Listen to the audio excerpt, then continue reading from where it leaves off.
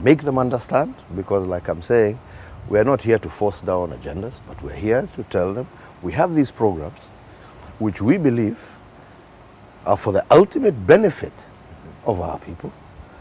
Because if there is one thing that every single citizen wants at the end of the day, from the day they start working to the day they retire, is to own their own home and to have the comfort of knowing that I have the ability and possibility of owning their own home. Look here, gentlemen.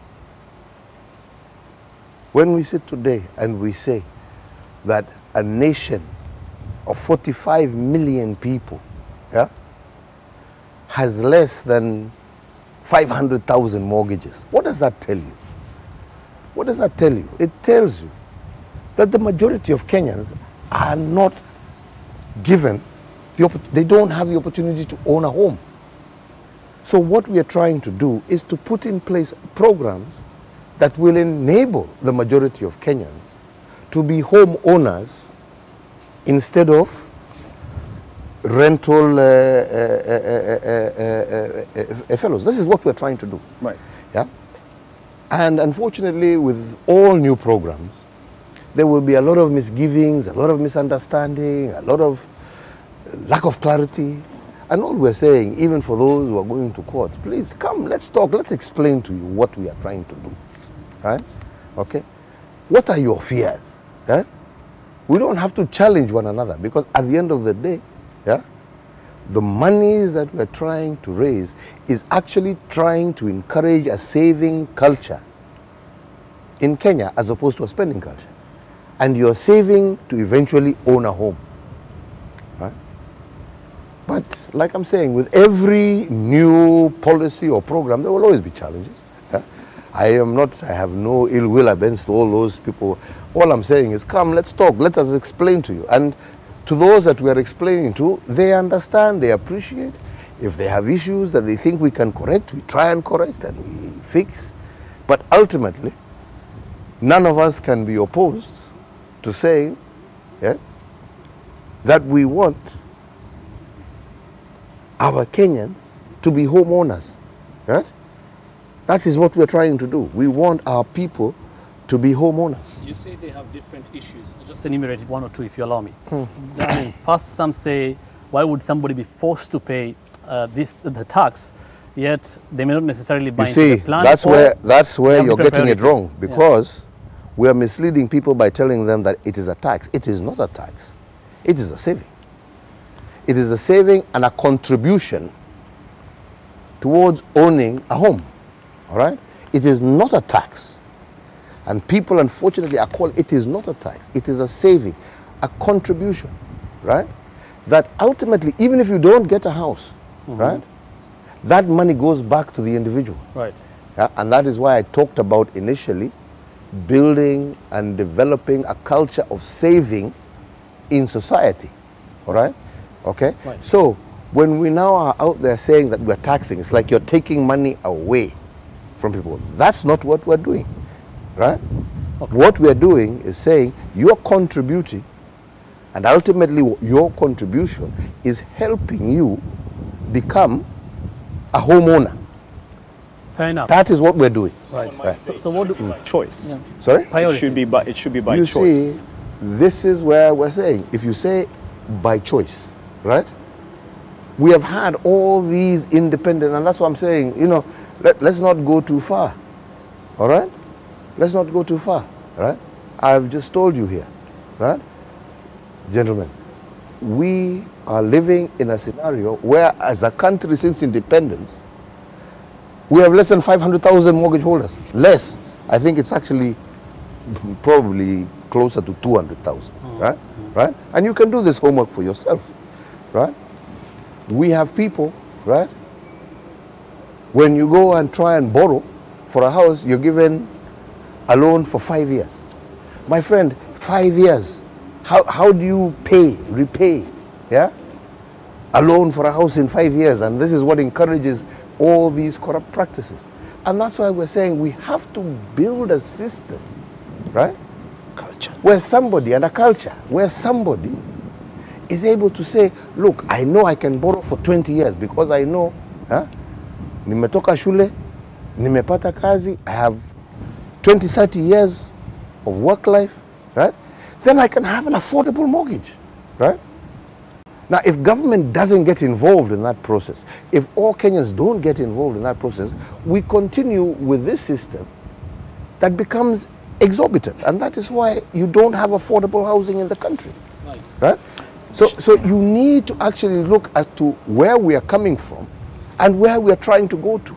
Yeah? And what we're trying to say is that if we want Kenyans to be homeowners, we must develop and build products, right, that actually make that possible, right? And that's what we're trying to do. Mheshimiwa Rais, mojawapo and like ni vizuri nimalize hapa. And that is why I'm saying we are not actually, even when people go to court, we're not forcing it, as you've seen. Yeah. We keep saying, kujeni tukae, let us explain to you, hivi ndivyo tunajaribu kufanya, hivi ndivyo tunajaribu kufanya, kwa sababu hii swali yako ni gani, shida yako ni gani, tunakuelezea. And the majority who have had the opportunity to be explained to, yeah, they actually begin to understand. Because you say, if you go to today's current mortgage market, as he's saying, the choice of individual, right? You tell me where you can get a mortgage today, yeah, at less than 25,000-30,000 shillings. How many Kenyans can afford that every month? And that is why we're saying we want a product that fits into, right, what Kenyans can afford. So we have to build that product, right, in order for many, many more to be able to access housing. Vyema kabisa. Nimemaliza hivi. Mheshimiwa, nataka nikuulize pia kwenye hizo agenda 4, mojawapo pia ambao kidogo pia ningependa uizungumzie ni kuhusiana na swala la afya, na umeahidi kwamba katika kipindi ulicho hivi sasa hadi mwaka 2022 unataka kila Mkenya awe na bima yake. Hivi sasa katika kaunti ya Makueni, samahani nitatoa mfano, na nimefika kule nimejionea kile kinachoendelea kuhusiana na swala la bima na wanatibu watu wake Makueni vizuri. Ni mfano mzuri sana ambao umetengenezwa pale. Katika taifa letu la Kenya, serikali yako Mheshimiwa Rais, kupitia ule mfano ambao unaendelea kule Makueni, ni vipi utatekeleza hii bima yakikishe kwamba ifikapo mwaka 2022 labda nyanyangu ambaye yuko maeneo ya Ngombeni pale ataweza kupata bima? Ya kwanza, na nimeshukuru, nimesema kitu kizuri, ni kusema ya kwamba umeangalia kaunti ya Makueni. Ni vizuri wa Kenya wajue ya kwamba afya kwanza is a devolved function. Alright? Hiyo ndi kitu cha kwanza. Na sisi kama serikali vile tunataka na vile tumeanza kufanya, tumesema ya kwamba tunataka kusaidia kaunti zetu waweze kutekeleza huu mradi wa bima kwa wote. Right?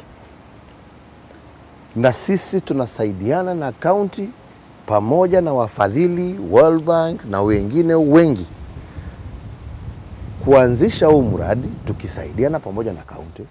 Na ndipo tulisema ya kwamba kuna kaunti zingine ambazo tayari zimeanza na tumewapatia heko na hongera.